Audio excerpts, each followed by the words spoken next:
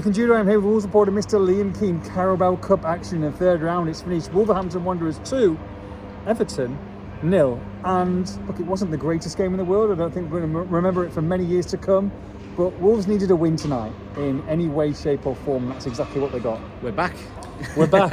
We're back. Not quite. I don't think we are quite back The journey to Wembley starts here. It didn't. It started against West Ham, but carry on. Don't be like that. Look, we sat here only a couple of days ago, didn't we? Frustrated, angry, disappointed. Yeah, just discussed a really, really poor performance against Leeds, in which everything really went wrong for Wolves. And today, with maybe riding luck a tiny bit at times, but with definitely a better performance. Not a thrilling performance, but definitely a better one. Wolves come away with a really solid result. Look, the first 15 minutes, and this is not from Wolves' performance, but the first 15 minutes were pretty dire. As a spectacle, as a game to watch, it was boring. There was not a lot going on. Wolves were looking after the ball pretty well and started to get into the groove a little bit. And once they started to create a couple of opportunities on the break, they were definitely better than Everton. And look, Marshall Monetzi, who I thought played well tonight, on an opportunity for him back in the team, took his chance when it arrived. Arias with a beautiful volley that was saved, and unfortunately Travers' parry sort of landed right into Monetzi's feet. And Wolves take that result into half-time without really too much fuss.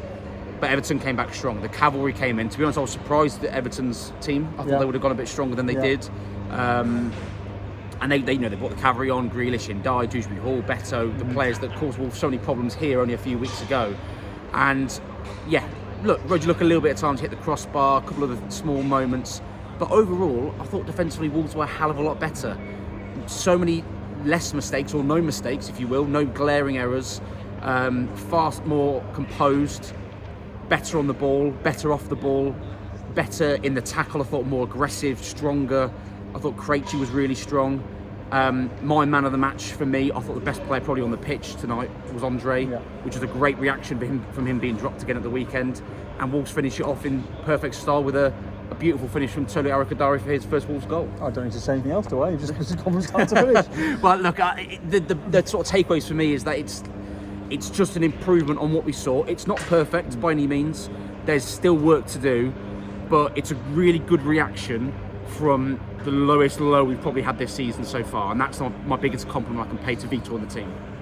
The most important thing, I think, is that individual mistakes have cost Wolves this season, and there wasn't too many. I don't think Everton pressed Wolves too much tonight. No. It was a slow game. It was almost pre-season slow at times. I think that helped Wolves. It gave them a route into the game. It built up confidence. The passing was good. And like you say, someone like Andre in there, look, I mean, I'm sorry, I don't care whether he's playing well, whether he's playing a little bit poorly, whether he's had a bad week or good week in training. Just start Andre and João Gomez every week. I mean, it's not difficult. It's not difficult. And we'll discuss more on the podcast tonight.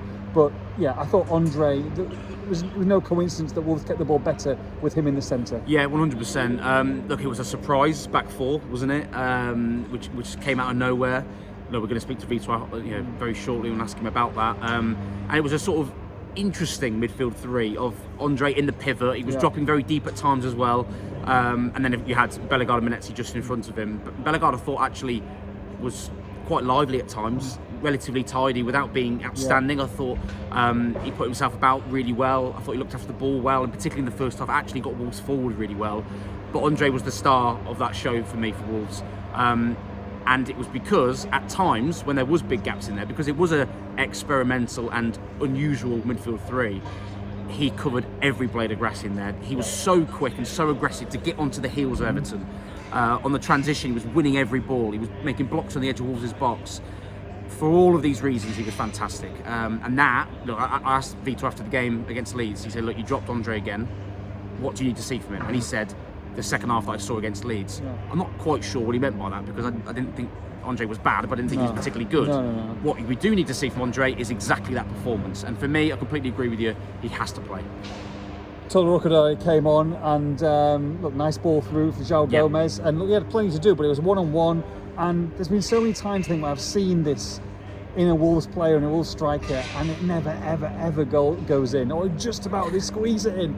This was nonchalant. I mean, that finish, that chip the confidence to do that when you're at home, when it's the end of the game, when you're looking for your first goal. You could have snapped at it, where there was a couple of chances earlier on with Hwang and a couple of other players where it just blazed over the bar. But that was a beautiful finish. You won't score many better than that. No, it was, as you said, a really good ball from João Gomez. And it's one of those, to sort of add to what you were saying, an awkward opportunity in some ways, because it was just to the right of the goal. It's on the angle, It's on the angle. He's bearing down on goal. As the goalkeeper comes out, he has a decision to make. He either takes a touch and he looks for a pass, or he has to be audacious. He has to go for it. He has to be creative.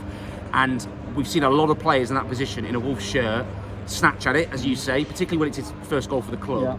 But not have the confidence, I think, to take that opportunity on.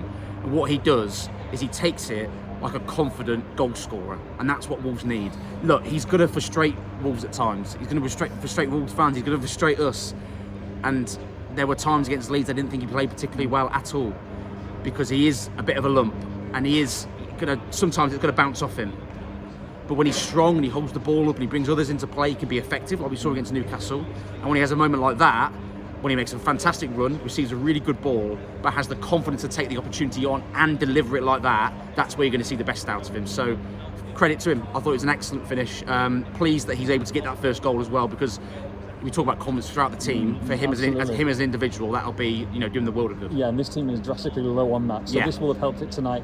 Look, I mean, we've got to talk about the fans, talk about, the I say bums on seats, weren't many of them. It was half empty. A lot of fans frustrated, as you can understand, with the situation at this moment in time. Still costs money to watch these games as well. There were a decent amount in the stadium, I think. But regardless of the result tonight, they're going to have to get better, and that starts on Saturday, because let's be honest, the Carabao Cup is nowhere near a priority for Wolves this season. And Vito, I'm sure, will swap a loss tonight for a win on Saturday. Of course, that's the most important thing. They've got to stay in this Premier League. They've got to build on this, don't they? Because they can't do this and follow it with a stinker on Saturday night. Yeah, that's a really good segue, really, into the weekend. But just very quickly on that, I think it was roughly about 18,000, wasn't it? Official attendance today. And I'm not massively surprised. Look, it's the Carabao Cup. First of all, it's midweek. It's not cheap to follow modern football these days for these fans. You've played Everton already, and Wolves are playing so badly, like they have been again against Leeds. And this is what happens when you make consistent errors at the top, and you get your team into a position where they're 5 defeats from 5 and bottom of the Premier League at the start of the season. But credit to the fans that were here, because albeit understandably it was a quiet atmosphere to start with. As the players reacted and gave them a performance, the fans did their bit as well. So credit to the ones that were here that were able to do that, because I don't blame the ones that weren't here, and it's not easy for those that are here to try and be up for a game like this when the situation Wolves are in. And you're right, fans, but more importantly the players, have to take this into Saturday.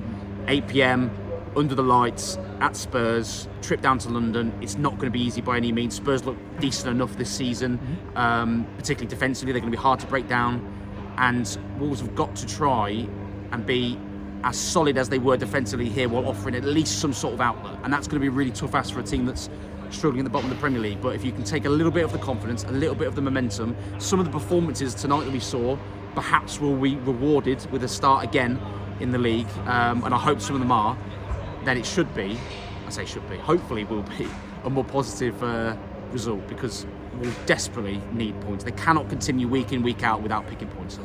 Back 4, back 5 at Spurs, whatever the team is, nobody knows. We'll try and speculate in the podcast tonight and try and pick Vito Pereira's team for him, but I guarantee that we'll both be wrong, because I don't think anyone knows at this moment in time, and Spurs don't know either. But the most important thing, Liam, is that I was starting to get a little bit worried, because one of us is departing, and I was hoping that there wasn't going to be a chance to hit a bit of a .com, but thankfully, look, you never know, might get to do it 2 more occasions against Spurs and against Brighton. But tonight, it's finished. Wolverhampton Wanderers 2, Everton 0. For all the post-match reaction, make sure you log on to expressinStar.com!